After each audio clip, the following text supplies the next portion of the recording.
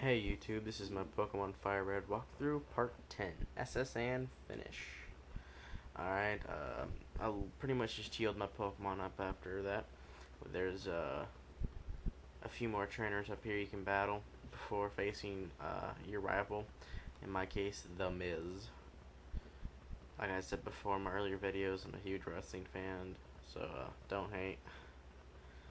Alright, we're gonna talk to this dude, and he just says there's something about a rare Pokemon, and it's big and fat and likes to eat, and it's called freaking Snorlax. Okay. Alright, here we go. First trainer's on the second floor. It is a Fisherman Dale would like to battle. Since I had a Goldeen.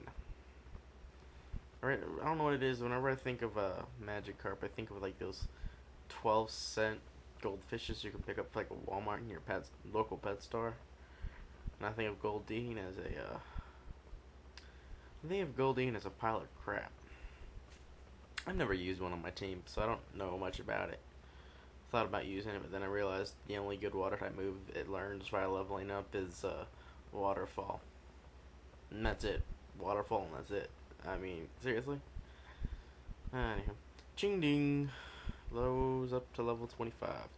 Also, right now I'm trying to figure out if there's a move, not a move to deleter. I know there's a move deleter. If there's a name raider in Kanto, I believe there is. I just gotta find it. Excuse me for the yawn. I've been up for like 20 hours now.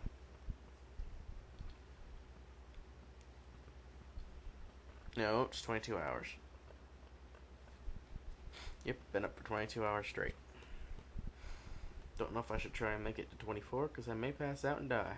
Just saying. Usually if I go up against a Pikachu with a flying type electric type with a flying type, I know I'd lose. But since Pikachu has just piss poor defense, I'm not too worried about it. You got a little scary here at the end, but just because Pikachu has awful attack and this guy never used Thunder Shock, like an idiot. Like seriously, if you would have hit me with a Thunder Shock or a Thunderbolt, I'd be dead. Oh, excuse me again. Well, Gentleman Brooks. The gentleman give you quite a bit of money, more than our rival used to. And there is Stardust, just a cheap thing you can sell at the mart. Saw it really good for, just like the Nugget and the Star Piece. I'm sorry, I lost my head there. So now we're gonna go into the next door. After I put a potion on my very last regular potion. My Pokemon are too high of a level to use potions anymore. I gotta use super potions, which are a total rip-off, or a hyper potion, like I got downstairs in the trash can in the other video. Yeah, these guys are not trainers. She's just telling you about the HM cut. I'm not gonna get an HM slave because I thought about it. Ivysaur will learn cut, and since it does not learn many good physical attacking moves besides Solar Beam, while the moveset learning by my leveling up. So I thought I might as well just teach it to cut, because cut's a pretty powerful move. It's just a normal type move, but still it's pretty powerful. I think it's got like 60 hit points. Whereas tackle, which it has right now, only has 35. I'm sorry about the yawning. Ching Ding gained 328 XP. Last Dawn's about to use a Pikachu, and I'm not scared. Bring it on, Peekapoo. Peekaboo. Peekaboo. If you're going to use a Pikachu on your team, do not do what Ash Itchy Socks did, and evolve it to a Raichu, so at least it has a decent, much better stats. I mean, Pikachu's got some pretty decent attack stats, it's just his defenses is just so pathetic. Ching Ding. Oh my god, Chicken Wing. Oh my god, I'm gonna change his name to CH Wing. Chicken Wing. Or CKNWING. I wonder if it fit. Chicken Wing. I'm also gonna get rid of Knockoff for Fury Cutter, although I'm probably never gonna use Fury Cutter just because it's such a weak move and it's pretty much useless. I'm just gonna get rid of Knockoff because that's another weak move that I don't ever use. Last Dawn's defeated. And come over here and get that item. Oh, I gotta get paralyzed heal because a stupid Pikachu put me on paralysis. Paralyzed to me. Up and around, I needed X attack. These type of things I think I only used one once, and it didn't really much care for using them because it's just a waste of a turn, if you ask me. Unless you get attacked by like 50 freaking sand attacks, then I guess it'd be worth it. His Growlithe ain't much because for some reason a level 17 Growlithe cannot take out a level 26 Chingding. Farfetch'd. I'm actually gonna say this. I'm impressed with Farfetch'd so far. I had my doubts about it, but I mean it's just totally just wiping everybody out of the water here. I'm very, very happy about it. Ponyta is another fire type Pokemon you can get in this game, but you don't get it till after Cinnabar Island.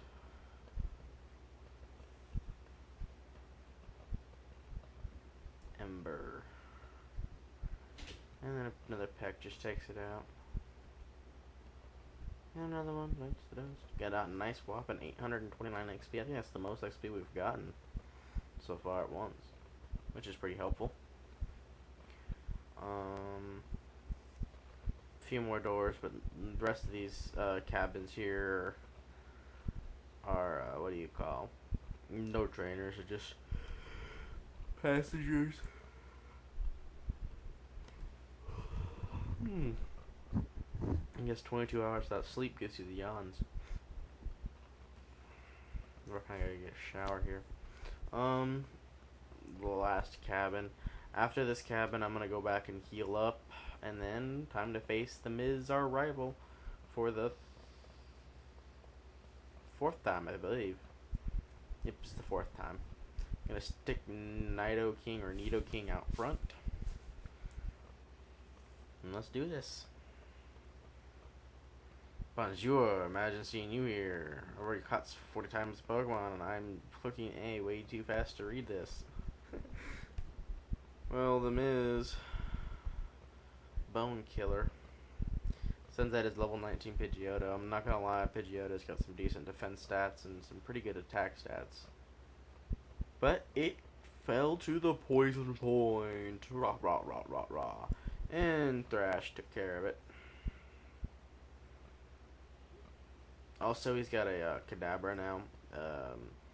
Not too big of a deal because Kadabra's got some decent attacks, but its defense is just like Pikachu's. It's pretty low. So if you hit it with like a good, powerful, normal type move like a Thrash, like I'm going to do right here, you shouldn't have no problem taking it out. See, 558 XP, level 26 now. Awesome. My Nidoking is just leveling up like crazy. Alright, he's got Eradicate. I'm switching out even though I can use Double Kick and next year I can get the one-hit KO, but I have to switch out because it's about to get confused. When it gets confused, it starts hitting itself. Just gonna hit Peck. And a critical hit. That's the thing I like reading. Critical hit. And it's up to level 27 now. Yay! Charmeleon.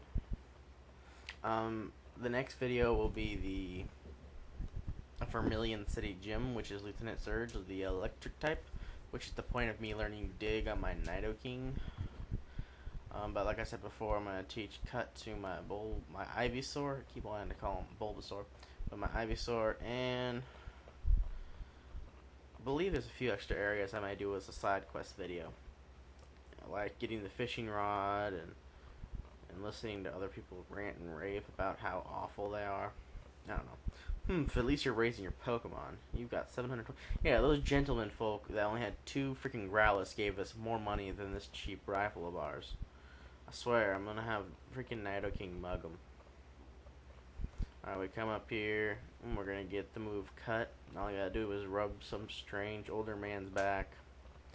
A little creepy if you ask me. Nothing like having your back rubbed by a 10-year-old, I guess. Creepy. You get HM11, Cut, and you can cut small trees now, which we need because there's a small tree blocking the Vermilion City Gym. I'm also not gonna get any HM slaves, like I said before. This is just a waste of my party when I could be using that spot for nice, powerful Pokemon. This is the last part of the boat, and there's like 3 trainers on here. And they'll all do battle for you, with you. Ahoy there. Sailor Spanky. Sailor Trevor would like to battle Send out the Mudshot. Go, Nidoking. Use Dig. I tell you what. The level 17 matchup is not a threat to my level 26 Nidoking, and like I've said in every single video, Nidoking, it's just a boss. Straight up, it is the Pimp Mac Daddy of Kanto. Although I wouldn't mind getting my hands on a Dragonite. I thought about it. I thought about getting a Dratini from the Game Corner because they're only like 2,000 coins, which is like $50,000, which isn't too hard to raise up. But then I thought, it levels up really high. I mean, the evolutionary level, I think you have to be like a level 53 to get to a Dragonite from a Dragonair. And Dragon type moves are not that effective. And plus, it'd just be a waste of my time if you ask me. Because I doubt I'll get all my Pokemon up to level 50 before the Elite Four. I like getting all my Pokemon, at least a few of them to 50, and then like the rest of them up to at least 45. That's just how I like working it. There's one problem I have had is, the only thing I don't like is that on Victory Road, you cannot use the VS Seeker. So once you battle them, you battle them. I think that's kind of stupid. Because I do a lot of my training with the VS Seeker, I'm not going to lie. Because when I'm training like a level 12 Pokemon, when the rest of them are like 25, I like using the VS Seeker and going back to previous roads. So I don't have to use the switch out technique.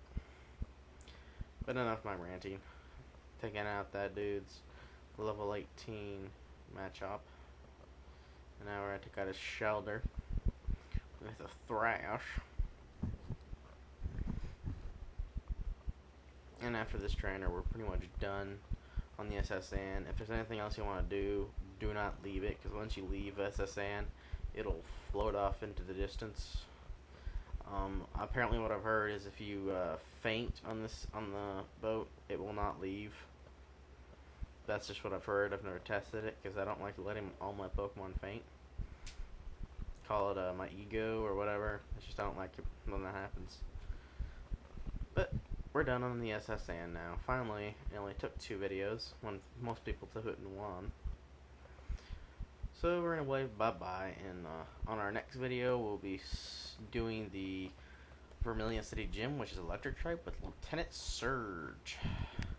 Stay tuned for more.